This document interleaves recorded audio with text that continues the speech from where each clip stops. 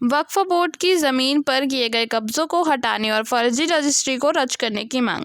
छत्तीसगढ़ राज्य वक्फ बोर्ड के अध्यक्ष डॉक्टर सलीम राज ने राज्य सरकार को पत्र लिखकर वक्फ बोर्ड की जमीन पर किए गए कब्जों को हटाने और फर्जी रजिस्ट्रेशन को रद्द करने की मांग की है।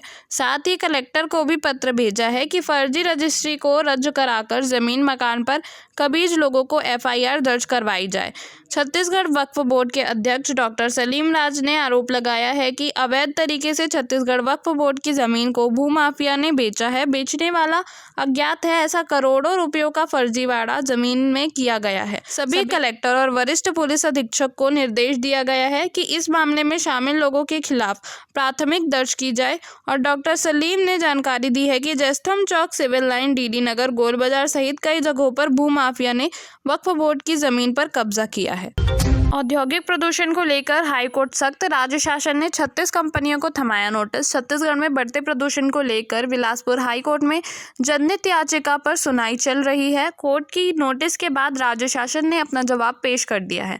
शासन की ओर से कहा गया कि प्रदेश भर में संचालित उद्योग कारखानों में प्रदूषण की स्थिति को नियंत्रित करने के उपाय किए जा रहे हैं। प्रदूषण फैलाने वाली 36 कंपनियों को नोटिस भी भेज दिया गया है। कोर्ट ने मामले में शासन के विस्तृत रिपोर्ट की मांग की है।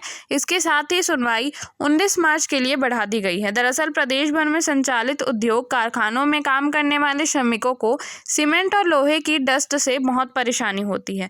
इस कारण कामगारों के फेफड़े बुरी तरह से प्रभावित हो रहे हैं। उत्कल सेवा समिति, लक्ष्मी चौहान, गोविंद अग्रवाल, अमरनाथ अग्रवाल ने अपनी अधिवक्ताओं के माध्यम से हाईकोर्ट में अलग अलग याचिका दायर की है।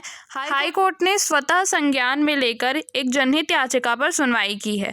हाईकोर्ट के निर्देश पर सभी याचिकाओं की एक साथ सुनवाई चल रही है। पूर्व में डिवीजन बेंच में प्रदेश के उद्योग का निरीक्षण करने और रिपोर्ट देने के लिए हाईकोर्ट के वकीलों को कोर्ट कमिश्नर नियुक्त किया गया है, जिसके बाद कोर्ट कमिश्नर ने अलग अलग संभाग में संचालित उद्योग का निरीक्षण किया।